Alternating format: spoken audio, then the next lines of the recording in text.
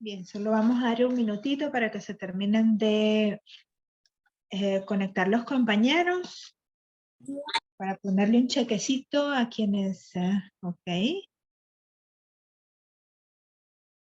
quienes se están reconectando y seguimos. Rosibel.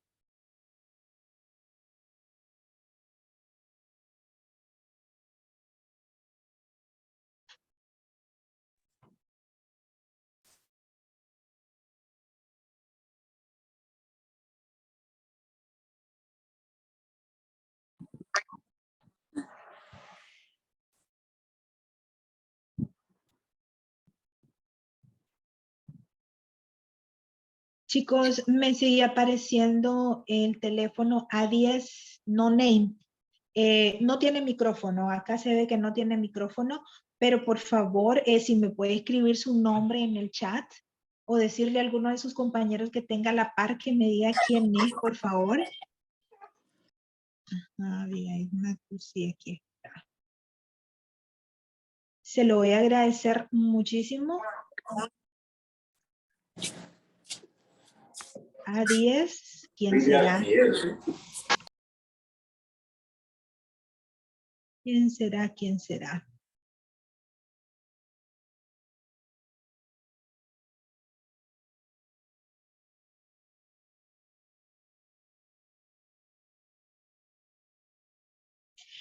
Bueno, listo, voy a compartir nuevamente pantalla con ustedes, chicos. A ver.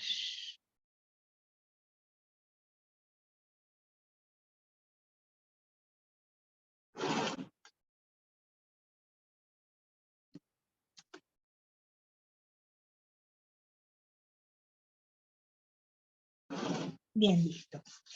Le decía de que cuando nosotros hablamos de la rigidez constitucional, estamos hablando de una teoría que se fundamenta en la necesidad que tiene el Estado de tener estabilidad. ¿Verdad? Estabilidad dentro de lo que es pues todo su funcionamiento, de lo que es todo su desarrollo. Vamos a ver, Cecia. Ok.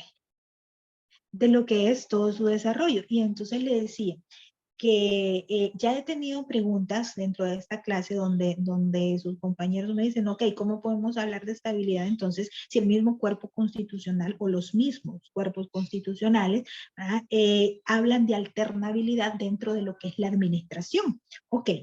Vamos a retrotraernos un poquito a nuestra primera clase, cuando nosotros hablábamos del Estado. Nosotros hacíamos una diferencia porque a estas alturas, muchachos, ustedes ya deben entender la diferencia entre Estado y gobierno.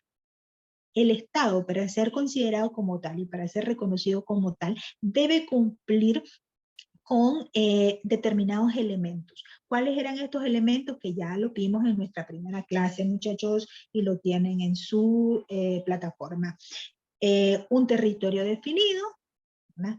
Una población permanente, una organización de tipo político-administrativa y soberanía a través de la capacidad de poder, pues, de determinadas facultades y el poder establecer relaciones con otros pares, con otros sujetos de derecho internacional, que no solamente son los estados en el derecho internacional moderno. Pues, en el cumplimiento de esos 4 elementos, nosotros entendemos lo que es el Estado. Territorio definido, lo tenemos perfectamente y además se encuentra incluido dentro del cuerpo constitucional, donde dice que Nicaragua es desde acá hasta B, hasta C y hasta D, ¿verdad? Entonces tenemos un territorio de población permanente, ya hablamos nosotros de cómo se constituye la población permanente del Estado. Por los nacionales, vimos los diferentes tipos de adquisición de la nacionalidad, los nacionalizados, etcétera, etcétera, las personas que son extranjeros pero que están en una situación permanente aquí en el país, todo lo que son los cuerpos diplomáticos, etcétera, etcétera. Nosotros ya vimos a qué se refiere con población permanente. Organización política, el gobierno, que por eso existe a veces la confusión entre gobierno y Estado. ¿Por qué? Porque lo que nosotros, la cara que nosotros vemos del Estado es la cara del gobierno, es la cara de un presidente que elegimos, es la cara de un cuerpo de ministros que eligió el presidente, es la cara de un sistema legislativo, de un sistema judicial, etcétera, etcétera, ¿verdad? ¿Por qué? Porque el señor Estado no tiene cara, ¿verdad? Entonces, la administración ejecutiva está a cargo de ese elemento que se constituye como Estado. Entonces, ese elemento dentro de las constituciones políticas tiene alternabilidad, pero la estabilidad del Estado en su conjunto, indistintamente que las personas con nombre y apellido se vayan modificando con el paso del tiempo, ¿verdad? La estabilidad del Estado, ¿cómo se logra? ¿Cómo se logra? Según ustedes y según lo que están viendo en pantalla. Estoy preguntando.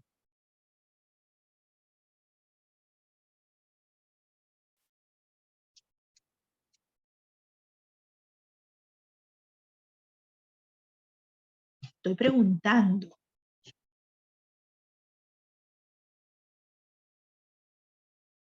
Todos los críos hacen falta cuando ustedes se me quedan en silencio. Profe, Bueno, repita la pregunta, porfe. Ok, les decía yo de que cuando nosotros hablamos de la rigidez constitucional estamos hablando de la teoría que habla de la estabilidad que necesita tener el Estado para su correcto y sano funcionamiento. ¿Cómo se logra esa estabilidad o cómo garantizamos esa estabilidad del Estado? según lo que tenemos en pantalla, profesora, ahí nos habla acerca de la organización y la estructura del Estado. Entonces yo pienso que la estabilidad se logra con respecto a eso, a la organización y la estructura. Profe, yo ¿Sí? creo, le habla Enrique, ¿verdad? Yo creo que Sí, sería sí. más bien con la separación de los poderes para que uno no se inmiscuya en el otro y de esta forma mantener un equilibrio dentro de pues, de la población. ¿Quién más? Tienen razón ambos, sí. A través de los controles constitucionales que están establecidos, profesora. Correcto, también tiene razón, a través de los controles. Ok, y entonces vamos y volvemos.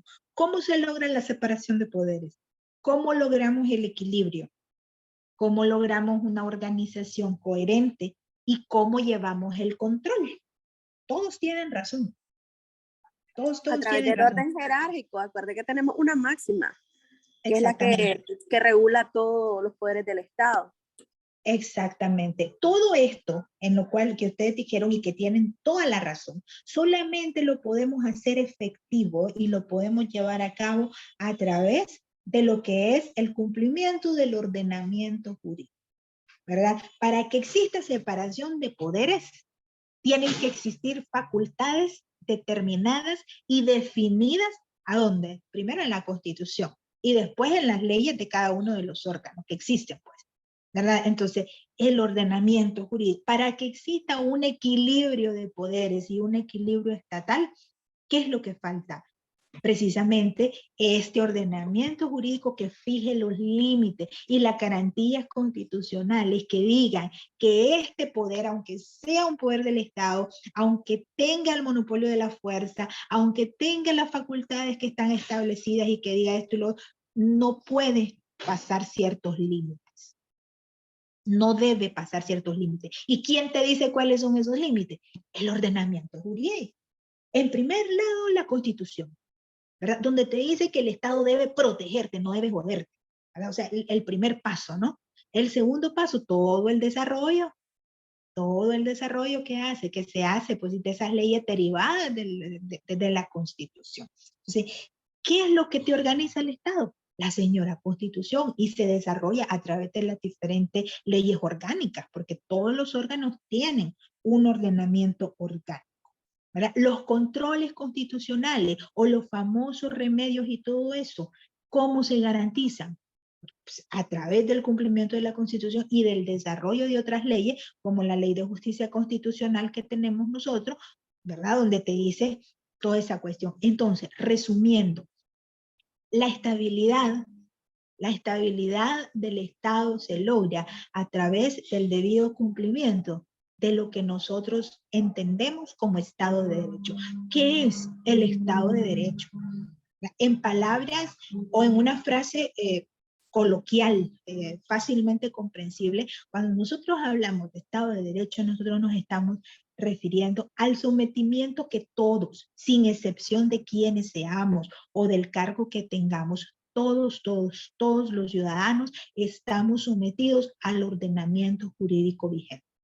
Eso es el Estado de Derecho, ¿verdad? Diciéndolo en lo que es palabras simples. Entonces, la teoría de la rigidez, ¿verdad? Básicamente te dice eso, que la estabilidad del Estado se basa en el ordenamiento jurídico que inicia o que se desarrolla a través de esta norma constitucional, perdón, de esta norma suprema que es la norma constitucional. Por lo tanto, la teoría de la rigidez dice que para que este ordenamiento jurídico sea ordenado, valga la redundancia, sea lógico, sea congruente, sea coherente, la constitución política debería ser rígida. Esto no significa, ojo, y esto es importante, la rigidez, la teoría de la rigidez de la constitución no se refiere a que la constitución sea pétrea, ¿verdad? Es decir, que sea inamovible, que pasen 500 años y que una norma constitucional no se pueda modificar. No se refiere a eso, sino que se refiere a que las modificaciones que se hagan a la Constitución deben ser en el marco de una verdadera exigencia, digamos, social o jurídica que se deba y que además deba hacerse por los procesos adecuados. Los procesos, en dependencia del tipo de constitución y del tipo de normas constitucionales que tenemos, varían, digamos, con respecto a cada país, ¿verdad? Y a cada sistema de gobierno que se tenga, ¿verdad? En el caso de la Constitución Política estadounidense, por ejemplo, es una de las constituciones políticas más rígidas que existen. ¿Por qué? Porque desde su creación, desde lo que es el periodo de su creación, prácticamente ha tenido muy pocas enmiendas. Es decir, Estados Unidos no es de lo que hace reformas o modificaciones sustanciales con respecto a la norma constitucional, sino que lo que va elaborando son una serie de enmiendas que generan cambios importantes, pero siguen manteniendo una constitución política rígida, ¿verdad? Una constitución política fuerte y pues que no es altamente manoseada y todo eso. Contrario a lo que es la teoría de la rigidez constitucional, existe la teoría de la flexibilidad constitucional, ¿verdad? Que esta teoría de la flexibilidad, pues su misma palabra lo dice, se refiere a esa fundamentación de que el derecho es evolutivo. ¿Por qué? Porque el derecho evoluciona conforme a ¿qué? Conforme a la evolución que va teniendo la sociedad, ¿verdad? Entonces, a partir de ahí, si la sociedad no es rígida, el derecho tampoco puede ser rígido. Y cuando nosotros hablamos de derecho, entonces no podemos ir cambiando y cambiando y cambiando y cambiando. O sea, la derivación de las leyes, si tenemos una rigidez demasiado sustancial en la norma suprema, que es donde dependen las anteriores. ¿Sí me explico con eso? ¿Verdad? Es decir, si la Constitución, a ver, cuando nosotros creamos, modificamos, derogamos una determinada ley, lo hacemos siempre bajo el estudio con lupa de la norma constitucional. ¿Por qué? Porque si no lo hacemos así y producimos una ley secundaria para que contravenga la Constitución, esta produce nulidad de pleno derecho, ¿verdad? Entonces, la teoría de la flexibilidad te dice eso, ¿verdad? La teoría de la flexibilidad te dice de que el ordenamiento jurídico de un Estado y por lo tanto su base fundamental, que es la Constitución, ¿verdad? Debe irse nutriendo del mismo aporte material que te va dando el desarrollo y la evolución de la sociedad. Según la teoría de la flexibilidad, la Constitución debe adaptarse a la realidad y a los cambios de la sociedad a la cual protege. Uno de los ejemplos, digamos, más emblemáticos de esta es la Constitución del Reino Unido. Porque, a ver, el Reino Unido o todas estas derechos del Commonwealth es un derecho que se basa muchísimo en el aspecto jurisprudencial, ¿verdad? Es decir, a diferencia nuestra, que nosotros estamos basados en el derecho civil romano, en la herencia romana, nosotros tenemos una norma para todo. Nosotros tenemos un código para todo. Y entonces los abogados nos vemos en aquella cuestión de que a veces ni siquiera sabemos por dónde empezar a buscar, porque resulta que tenemos leyes hasta para estornudar, ¿verdad? Ese es nuestro derecho civil, ¿verdad? Yo tenía un profesor que decía de que nosotros en Latinoamérica somos abogados codiguistas, decía él, ¿verdad? Porque para todo andamos buscando la norma, el artículo, y esto, el articulista, codiguista, decía él.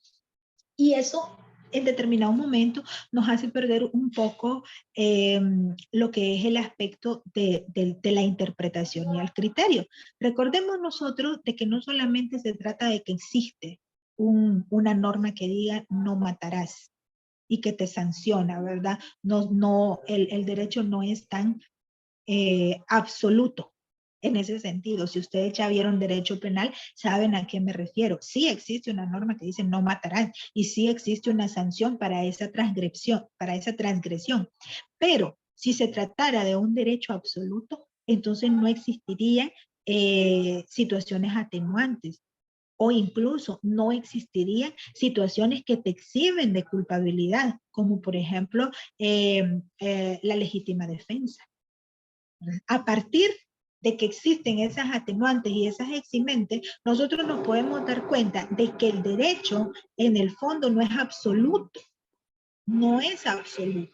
Y ahí es donde entra precisamente el trabajo nuestro como abogados y el trabajo de los jueces, ¿verdad? Con respecto a lo que es la interpretación y la debida aplicación no solamente de las normas constitucionales, sino de todo el ordenamiento jurídico. Pues bien, ya me desvió un poquito del tema.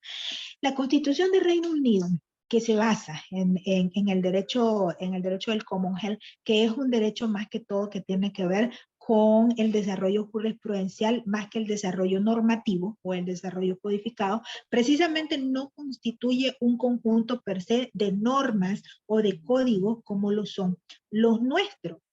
Entonces ellos tienen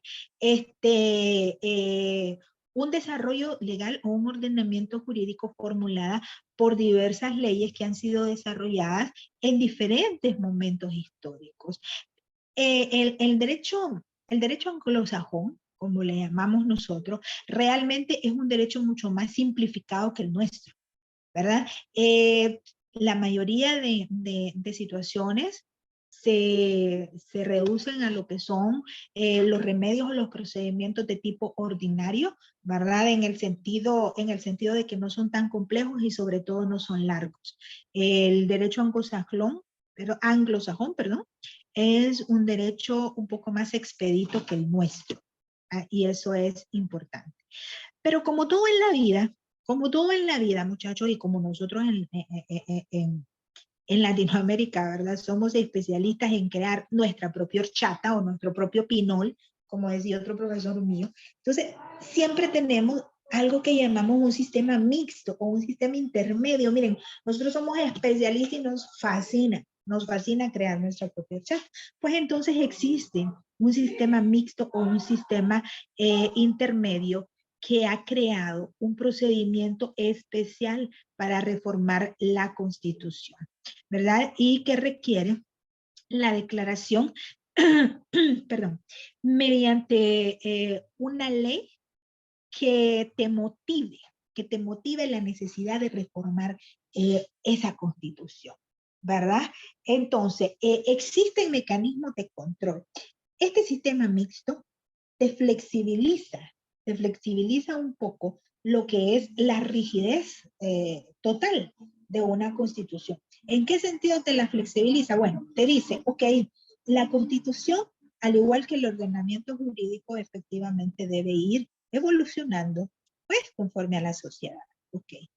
Pero para que ese cambio se pueda dar, tiene que existir, ¿verdad?, una fundamentación, una motivación adecuada. ¿Y de qué forma vamos a dar esa motivación? A través de la emisión de una ley que justifique la necesidad de reformar, que donde se discuta ampliamente el contenido de la reforma que se pretende hacer, que se justifique, ¿verdad?, la cuestión. Y además, una reforma constitucional no aplica de manera inmediata per se, sino que tiene que ser ratificada por la siguiente generación de diputados de la Asamblea Legislativa.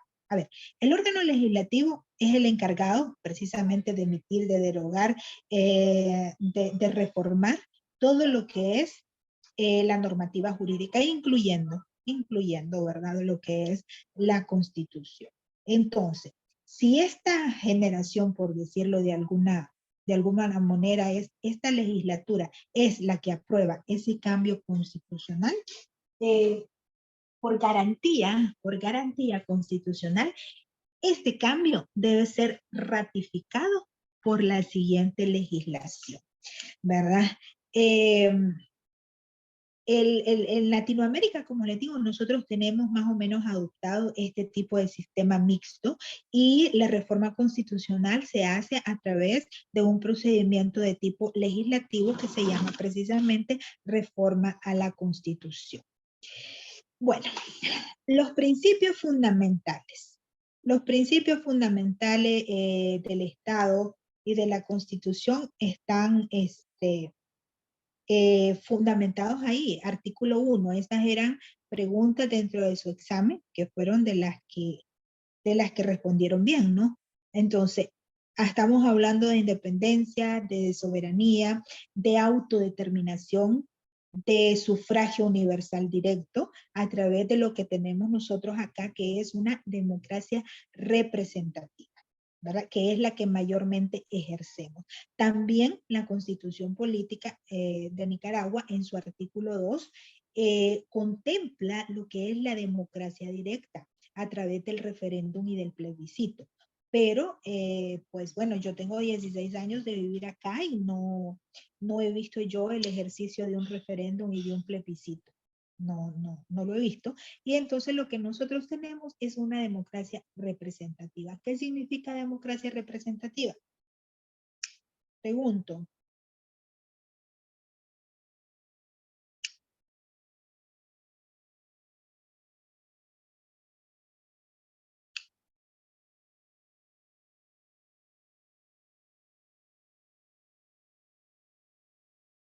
El grillo. Yo creo que me puedo quedar callada 5 minutos y no se dan cuenta ustedes que me quedé callada. O les puedo contar un chiste y tampoco se dan cuenta que les conté un chiste. ¿Cómo no, profe? Ah, bueno. ¿Puedes repetir la pregunta? Sí. Lo que pasa es que por lo menos yo tengo problemas de señal, entonces entrecortado escucho. Y solo estoy viendo la diapositiva. Sí. Ah, bueno. Recuerden que las clases quedan grabadas, muchachos, y que ustedes pueden después ir a su plataforma y ahí se encuentran todas las clases grabadas. Porque a veces sí tenemos problemas de audio, pero la grabación pues queda bien porque se hace desde la fuente directa. Entonces les decía que por qué razón tenemos nosotros una democracia representativa. Dime. Profe, fíjese que yo le quería pedir algo. Esas presentaciones que usted nos pone en la plataforma yo no las veo o no las sube porque solo sube el material pues, de las unidades, pero a mí me gustarían más esas presentaciones porque siento que están más puntual. Sí, definitivamente es un punteo. Bueno, mira, les voy a decir, es que la plataforma ahora no la manejamos nosotros, ¿verdad? Solo calificamos y eso, pero lo que es material lo sube. Yo se lo envío a la profesora Mayra y ellos lo suben. Le voy a pedir a la profesora Mayra de que cree una carpeta donde solamente sea, porque la intención se supone de que en cada carpeta debería ir, digamos, Disculpe, profe, la ¿y si nos manda el material al grupo? Bueno, no hay problema, yo se las puedo adicionar ahí, pero igual le voy a pedir a la profesora Mayra que les cree una carpeta con la diapositiva. Se la voy a, supongo que ustedes tienen acceso al WhatsApp web, ¿verdad? Porque ahí es donde uno puede descargar muy bonitos los archivos. Yo se las voy a mandar las que llevamos hasta hoy, porque realmente el objetivo es ese, o sea, que todo esté aquí bien puntualito. Y ya nosotros nos quedamos ahí charlando sobre el asunto. Yo se las paso hoy, no se preocupen. Al WhatsApp se las paso inmediatamente terminemos las clases, ¿verdad? Y a la profesora Mayra pues se la voy a mandar en el transcurso de, no sería hasta mañana porque tengo clases, tengo 2 clases más. Pero bueno, a ver, no me cambien plática para no responderme. Ya le vi cuál es la estrategia. Buenos abogados. ¿Por qué tenemos una democracia representativa?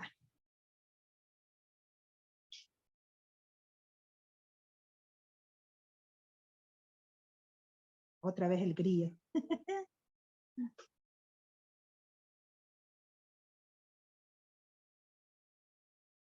Ok, tenemos una democracia representativa por el simple hecho de que nosotros no estamos decidiendo de... Ajá, a ver. Disculpe, la democracia representativa que tenemos no hace referencia a que nosotros elegimos a los funcionarios. Correcto. Por ejemplo, a los diputados. Es correcto. Es correcto. Representativa, ¿por qué? Porque nosotros a través del voto directo, ¿verdad? Del sufragio directo, tenemos en nuestras manos la decisión de a quienes elegimos, ¿para qué? Para representarnos. ¿Representarnos en qué? En todas las decisiones fundamentales que tienen que ver con el Estado, ¿verdad? Nosotros decidimos quién va a ser la parte ejecutiva del Estado, ¿verdad? Y este a su vez elige a quienes le van a acompañar en todo este proceso. Estamos refiriendo, elegimos al presidente y este a su vez tiene la facultad de elegir a quienes, a su cuerpo de ministros. Nosotros elegimos a los diputados que van a estar en la Asamblea Legislativa. ¿Para qué? Para que estos diputados hagan por nosotros leyes. ¿Para qué son estas leyes? Para tener un control dentro de la sociedad. Es decir, la sociedad camina en orden, muchachos. Camina en orden, ¿por qué? Porque existe un cuerpo normativo, ¿verdad? ¿Cuál es el objetivo del derecho? ¿Para quién se inventó el derecho? ¿Quién se inventó ese cuento de que necesitábamos tener un montón de reglas, un montón de normas? ¿Para qué existe el derecho? ¿Se recuerdan ustedes de su primera clase? Porque esta es sí que te cajón. Primera clase de introducción al derecho, Ulpiano. ¿Qué decía Ulpiano del derecho?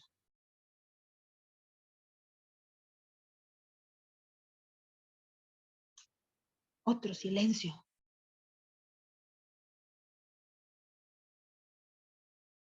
Profe, el derecho prácticamente viene a normar nuestros comportamientos, porque, por ejemplo, no nos decían en introducción de que nosotros no podíamos andar en la vía pública desnudos, pues porque estábamos irrumpiendo la ley. Sí, efectivamente, a ver. El derecho nace con el objetivo de regular la convivencia social. ¿Por qué andar desnudo en la calle, tomando tu ejemplo? ¿Por qué andar desnudo en la calle contraviene, bueno, sí, contraviene una norma, ¿verdad? Que tiene que ver con el pudor público, pero más que contravenir una norma jurídica, contraviene una norma moral, ¿verdad? Entonces, ¿por qué andar desnudo en la vía pública, ¿verdad? Es delito o contraviene una norma, ¿verdad? Si nosotros nacemos desnudos. Ya, aquí ya estamos hablando de filosofía, ¿verdad? Filosofía del derecho, pero ¿por qué razón?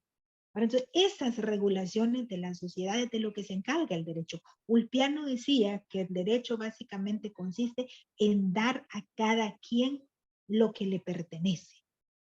Qué fácil, ¿verdad? Entonces dígame usted, ¿quién me va a decir a mí lo que me pertenece?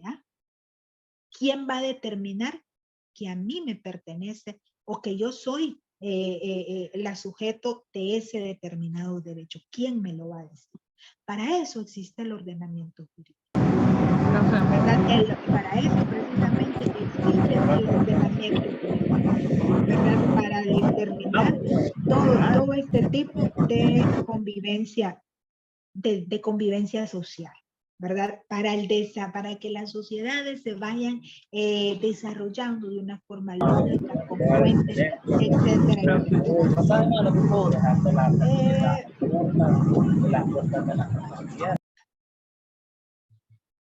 Ok. Bien. Entonces, para eso precisamente existe el derecho. Los principios fundamentales de la Constitución están determinados en el título, en el título primero de la Constitución Política, están descritos en el artículo 5, que acá lo tienen ustedes también en la diapositiva, y que lo respondieron muy bien ustedes en su examen, porque esta era una pregunta de cajón, porque también es importante, muchachos, que nosotros estemos claros de cuáles son los principios en los cuales se fundamenta una nación, ¿verdad? Debemos de estar claros. Artículo 5, ahí habla inclusive de lo que es la identidad. Igualmente, los principios generales del Estado se encuentran en el artículo, perdón, en el título 8 de la Constitución, artículo 129, ¿verdad? 130, 131. En el 29 se habla de la independencia de los poderes estatales y de la subordinación de dichos poderes, ¿a qué? A los intereses supremos de la nación. Recordemos acá, ¿verdad? Recordemos acá, y ese es otro aspecto bien importante, muchachos, que ustedes deben de saber distinguir perfectamente, ¿verdad? Volviendo al tema de los elementos constitutivos del Estado, territorio definido, ¿verdad? Población permanente. La población permanente genera el concepto de nación. Nación y Estado no es lo mismo. La nación es el componente humano del Estado. La nación somos todos nosotros, ¿verdad? Y la nación básicamente se refiere a un aspecto cultural, idiosincrático, a un aspecto de identidad. Identidad. Entonces, el interés supremo de la nación significa el interés supremo de todos y cada uno de los ciudadanos que formamos parte de este espectro llamado Estado. Entonces, la independencia de los poderes estatales es fundamental, ¿verdad? Y la subordinación de estos poderes al Estado de Derecho, ¿verdad? Tiene que estar garantizada. ¿Por qué? Para que el trabajo o la función de estos órganos siempre sea en relación a los intereses supremos de quienes, de nosotros, de la nación. Luego el artículo 30 se refiere el respeto al Estado de Derecho, que ya dijimos nosotros, el Estado de Derecho es que todos y cada uno de nosotros, sin importar cargos, sin importar nombre, nada de eso, estamos sujetos a la supremacía de la Constitución y a todo el ordenamiento jurídico vigente que por supuesto se deriva de la Constitución. El artículo 131 se refiere a la responsabilidad estatal como consecuencia de las acciones o de las omisiones. Acciones es algo que hice, omisión es algo que dejé de hacer, ¿verdad? Pero no es solamente que dejé de hacer, sino que dejé de hacer y por lo tanto generó un agravio. Vamos a ver, es importante que nosotros entendamos eso porque también existen un recurso de inconstitucionalidad por omisión, ¿verdad? Que lo vamos a estudiar más adelante en las clases. Entonces, significa que podemos interponer un recurso de inconstitucionalidad por algo que un órgano dejó de hacer, pero no solamente lo dejó de hacer, sino que me causó un agravio a mí como nación. ¿Ya? Entonces, es importante que entendamos esto, ¿verdad? Entonces, la responsabilidad estatal que existe como consecuencia de las acciones o de las omisiones, ¿verdad? ¿De quiénes? De los funcionarios públicos en el ejercicio de su cargo, por supuesto, ¿verdad? Existen además lo que son los principios estrictamente de la justicia constitucional. Primero, y el más importante, ¿verdad? El principio de supremacía constitucional. Eso ya está zanjado ese tema porque lo entendemos perfectamente, ¿verdad? La Suprema Corte, la Constitución es la norma suprema y todo el ordenamiento jurídico está sujeto a ello. Cualquier cosa que por alguna razón no lo esté es nulo de pleno derecho. Principio de aplicación más favorable a los derechos. Indubio pro persona, ¿verdad? O principio pro homine, ¿verdad? Que significa, en derechos humanos el principio pro homine, es decir, toda cuestión que favorezca al humano, todo proceso que favorezca a la persona, ¿verdad? Al ser humano, ese es el proceso que debe aplicarse, ¿verdad? Entonces, el indubio pro persona en la justicia constitucional es lo mismo. Cuando existan varias normas o varias interpretaciones aplicables a un caso en particular, siempre, entiéndase bien, siempre se debe aplicar aquella que proteja mayormente a los derechos humanos de las personas agraviadas. Nosotros ya hablamos de lo que son los derechos elementales, los derechos mínimos que se le debe respetar absolutamente a todo el mundo, indistintamente de que por una o por otra situación algunos derechos quedan en suspenso, ¿no? Como el caso de las personas privadas de libertad. Existen también los principios procesales que los tienen que cumplir los órganos competentes del ejercicio de la justicia constitucional. ¿Cuáles son estos? La obligatoriedad de impartir justicia constitucional, es decir, no se puede negar ni suspender la posibilidad o el hecho de impartir justicia. No se puede negar una sentencia alegando oscuridad de la norma o falta de norma jurídica, porque siempre existen alternativas como el derecho comparado, el principio de la realidad, etcétera, etcétera, que se utilizan para fundamentar una cuestión que tiene oscuridad de norma o que carece de norma específica. Igualmente, el principio de dirección judicial e impulso de oficio del proceso. Cuando estamos hablando de derechos humanos, no necesitamos esperar la petición de parte. ¿Por qué? Porque los órganos competentes precisamente están encargados de garantizarle a usted y a mí, garantizarnos a usted y a mí que esos derechos se nos cumplan. Entonces, como órgano, usted no necesita que yo le diga, hey, ¿mi derecho? No. Usted está en la responsabilidad estatal y constitucional de hacerlos valer. La economía procesal, la celeridad y la concentración es otro principio, que significa simplemente no retardar las cosas, no crear trámites largos, no extender la actividad procesal y tratar de reducir todos esos procesos al menor tiempo posible. La comprensión efectiva, otro principio que es el hecho de fundamentar debidamente, tanto en hecho como en derecho, ¿verdad? Una sentencia. Todos los razonamientos expuestos deben ser escritos de una forma coherente, de una forma comprensible para las partes que intervienen en el proceso. Recordemos que la justicia constitucional está hecho para todos, no solo para los abogados. Entonces, no va a leer una sentencia ni va a hacer una demanda solamente pues un abogado. Tiene que estar comprendido para toda la población.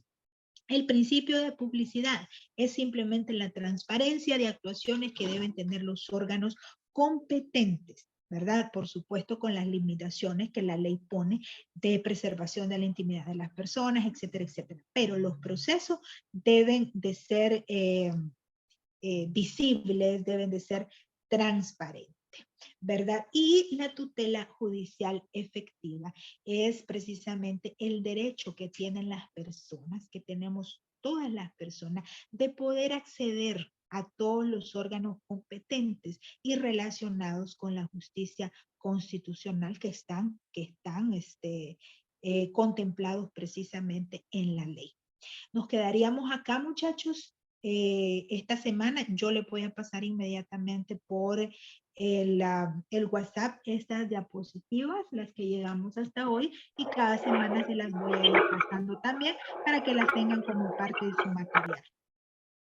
Les deseo que tengan feliz fin de semana. Cualquier consulta, cualquier cuestión, me la dejan por WhatsApp y allí mismo la respondemos para que nos quede a todos constancia. Feliz fin de semana. Igual, profe. Cuídense. Maestra, feliz fin de semana. Igual.